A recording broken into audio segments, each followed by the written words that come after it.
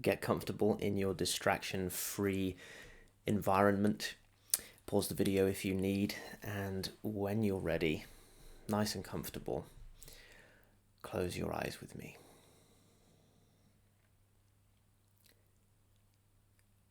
Closing the eyes is not strictly necessary for meditation. The reason that it's recommended in most meditations is because it limits stimuli. It reduces the visual field to simply what remains when we close our eyes.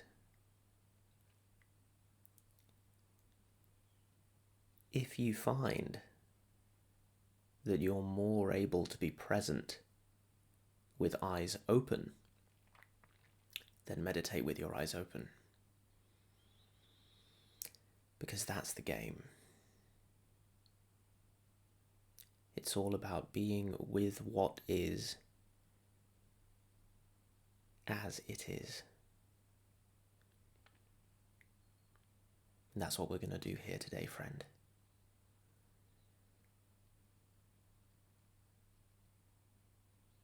And so to begin, as is tradition, take 3 long, slow, deep breaths.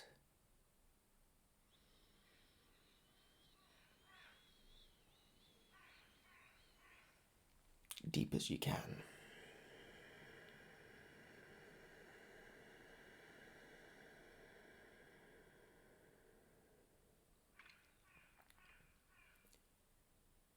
In a relaxed system, the belly will expand first, then the chest. And then if you're able to breathe in real deep, your shoulders will move too. Of course, you may not be relaxed.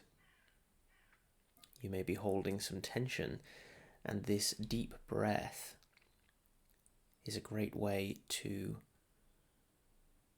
find that tension.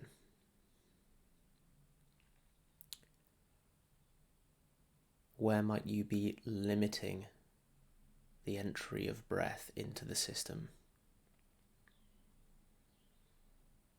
And can you relax that? Can you allow for that breath to flow freely?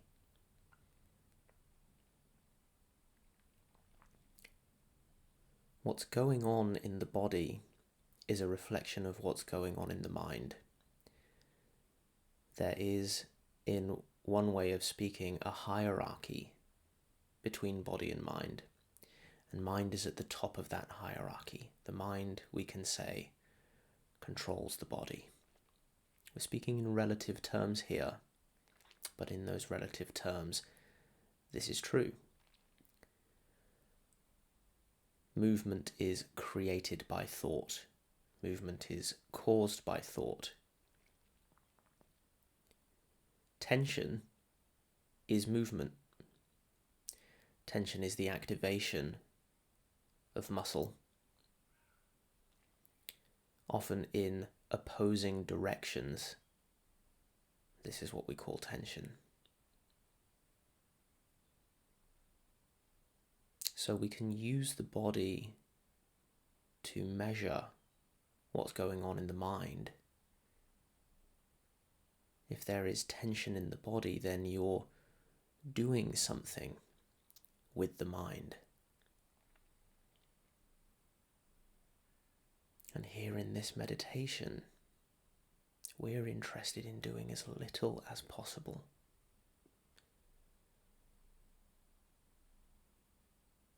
To relax, to rest.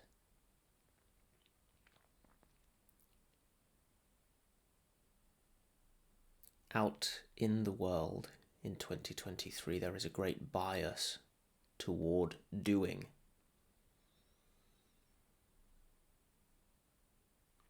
Very little time is made, even for the children, for genuine rest. In fact, we could go so far as to say No one knows how to rest. We've cordoned off genuine rest behind categories like meditation or spirituality.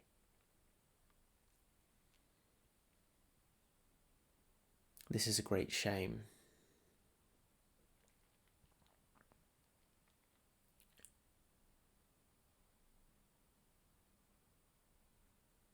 Because imagine a piece of music with no space, where the musicians are all just frantically playing as many notes as they can, as fast as they can.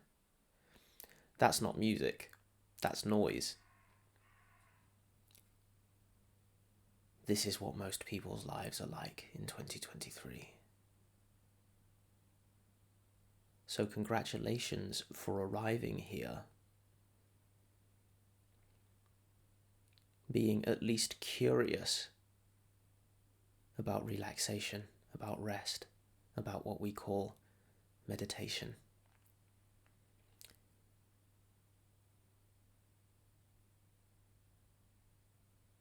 The ultimate meditation is nothing but rest. If what you're interested in is truth,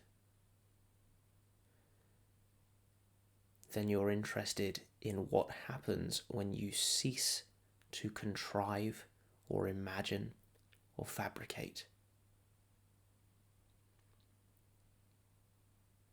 What happens or what remains when you stop interfering with reality, when you stop trying to shape it to your will, when you stop trying to be better. Now, sadly, many of those intentions often come into meditation practice too. And they can be wholesome. They can lead to benefit. But they are not ultimate truth. They are not irreducible truth. I played with many of those meditations, many of those techniques and methods, only to find that I was having to keep something up. I was still in the realm of doing. Nothing wrong with doing. But when we are biased toward doing, even in our meditation, then we're like that piece of music that is all noise and no rest. Now, we could talk about a kind of hierarchy here also, which is that the musical note appears within the context of space, of silence. Silence, in other words, is the default until the musician comes along and fills that space with a note.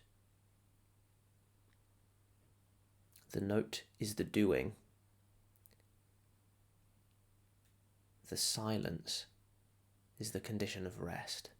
And indeed, it's interesting that in music, a notated silence is called a rest.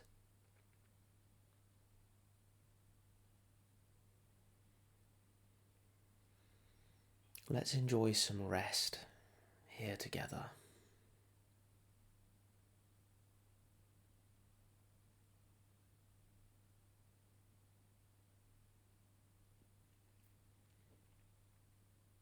Now, immediately you may feel that you don't know how to rest. This is a very common problem among students of mine. It was a huge problem for me.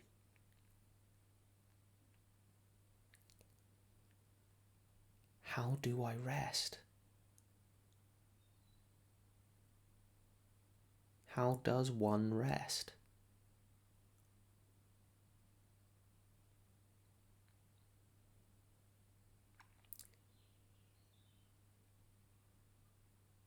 this question is something of a riddle.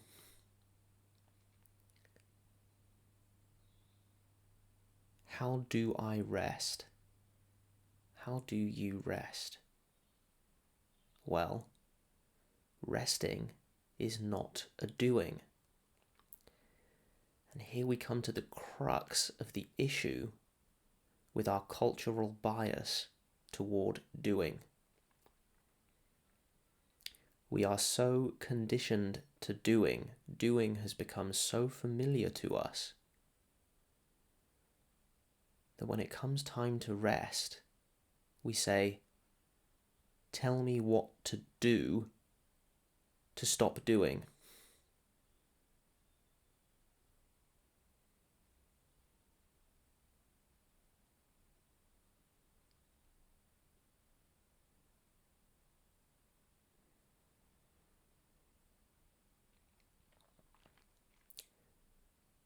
My hope is that in seeing the futility of trying to answer this question in this way, you will see, either now or later, that the only thing that you can do is give up. For as long as you try to find a technique or method that is the way to rest, the doing that leads to non-doing, you're heading in the wrong direction.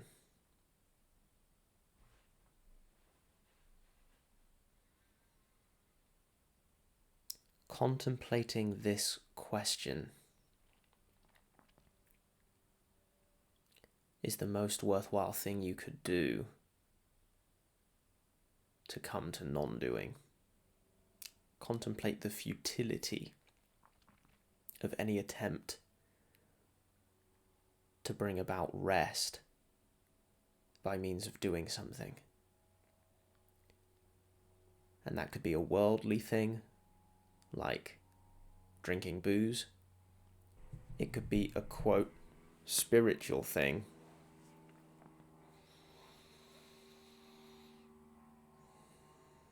like some kind of meditation technique.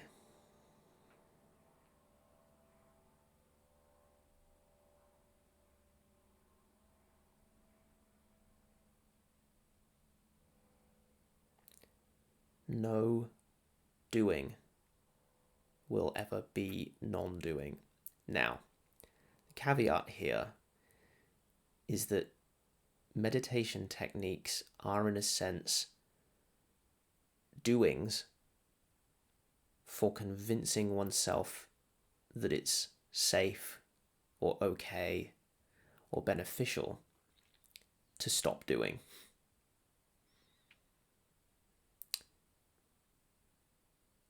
My first teacher described meditation techniques as a thorn that is used to remove another thorn from the sole of the foot. But he said, once that thorn is removed that stuck you in the foot, then you throw both thorns away. Millions of practitioners have used this developmental model, and it's wholesome, it's beneficial, but it's not necessary. Because if you can see right through this whole dilemma, then in an instant, you are free. Free to finally relax. Free to just stop. To rest naturally without seeking or describing anything, as the Tibetans say.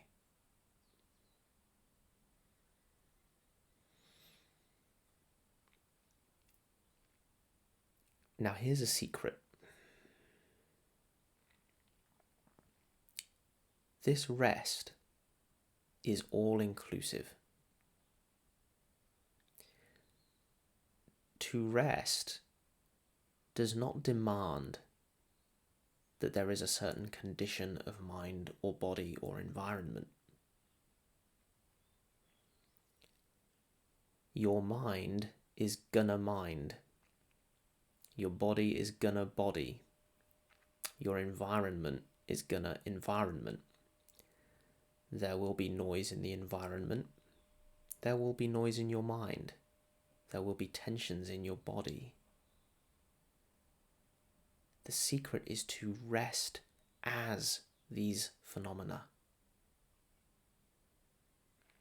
Phenomena arise ceaselessly in infinite variety.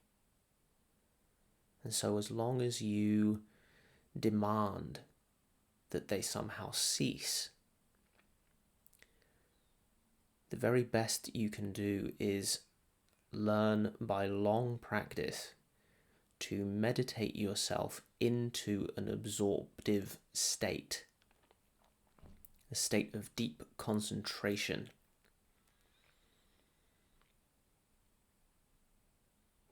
where you in a sense become blind to certain phenomena. You in a sense hypnotize yourself.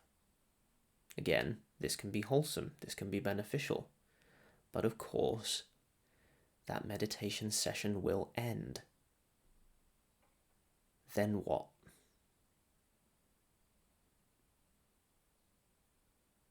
That's why my first teacher, even though he was somewhat keen on a developmental model, a model of learning, a model of skill development, was still also very keen on dissolving the boundary between meditation and non-meditation. And teachers that I have learned from since have all said the same. And you would not catch me listening to a teacher who recommended anything else. Ram Dass said, "Do you want to be a meditator, or do you want to be free?" I said, I want to be free. And I explored that. And what I discovered was that I can be free as the appearance of noise in my environment, of tension in my body, of thoughts in my mind. And that in resting in full acceptance of those phenomena precisely as they are,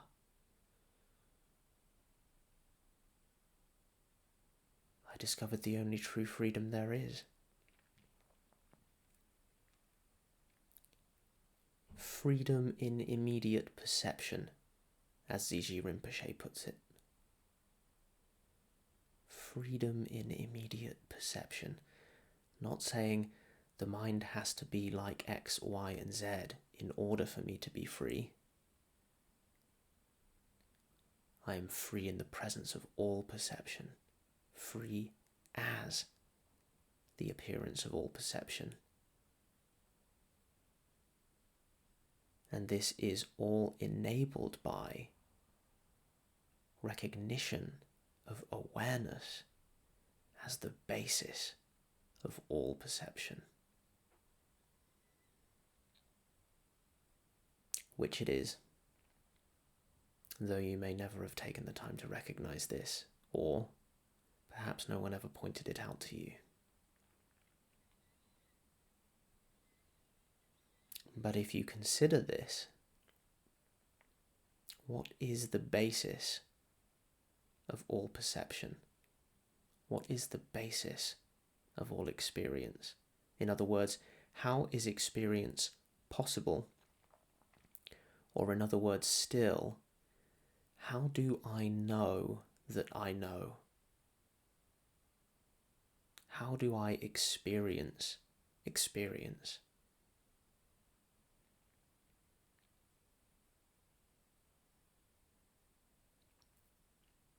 Nothing you have ever experienced would be possible but for awareness.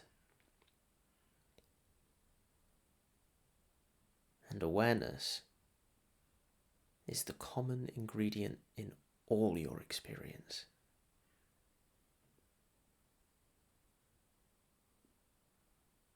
Experience of your environment, experience of your mind, experience of your body, all known in, as, by and through awareness, which has remained untouched, unfazed, unharmed by any of the contents that have appeared within it.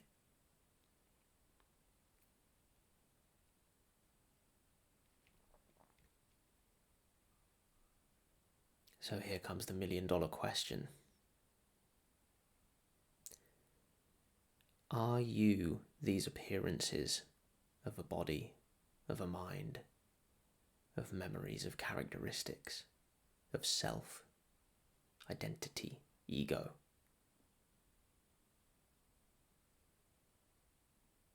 Or are you the space in which these appearances arise, which is equal to the awareness by which they are known?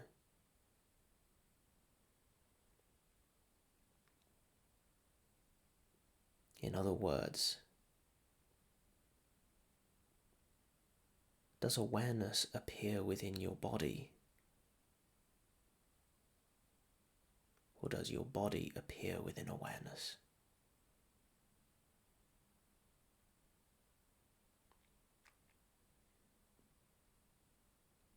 This awareness is the space that remains between your thoughts, between your feelings, between those musical notes that you may play or hear.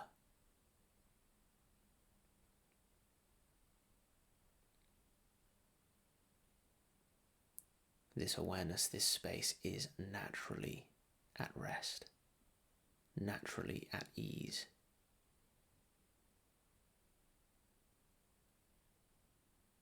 And it does not depend upon, this ease does not depend upon phenomena being a certain way. And this becomes more and more clear to you as you recognize this awareness as the basis of all of your experience.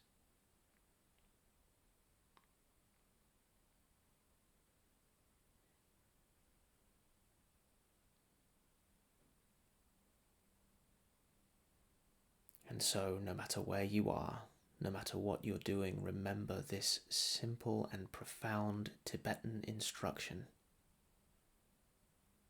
to rest naturally without seeking or describing anything.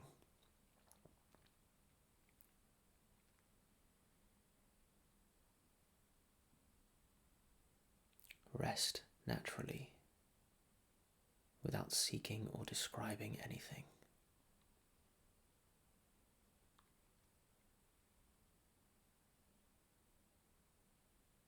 Now, if you're like most people, you will immediately pose the question, how do I rest naturally without seeking or describing anything?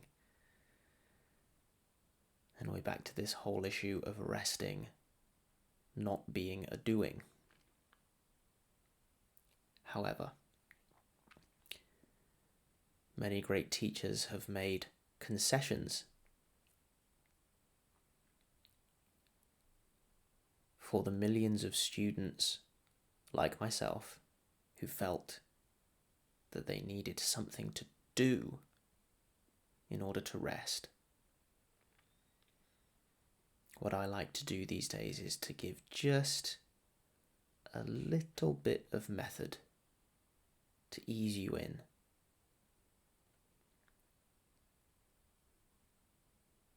So please enjoy this 4-step method with me for the purpose of coming to rest. Step 1 we've already taken care of. Step 1 is to get comfortable in a distraction-free environment.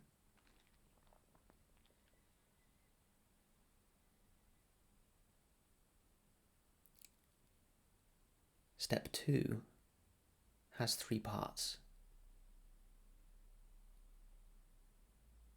A, chill out, meaning accept things as they are. B, let go. Stop wishing things were different. C, quiet down.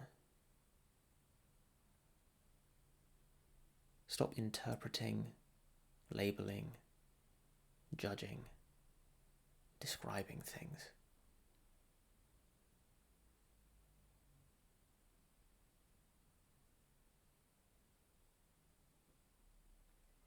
Step 3 is that when you notice distraction or tension, which you will,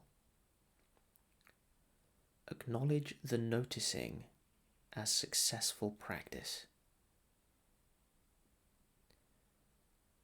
This sets up an all-important positive reinforcement.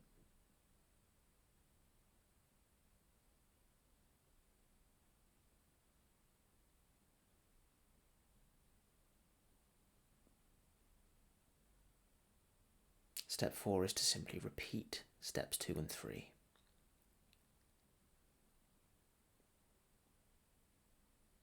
So chill out, accept things as they are, let go, stop wishing things were different, and quiet down, stop interpreting, judging, labeling, describing things.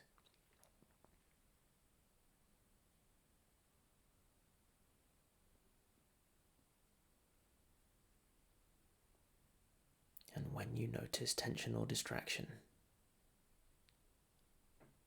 acknowledge that noticing as successful practice, which it is.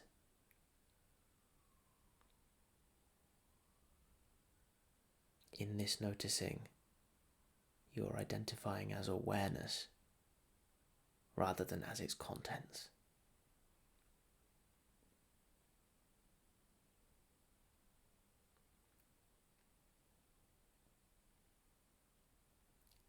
I'll leave you to enjoy this practice for as long as you please.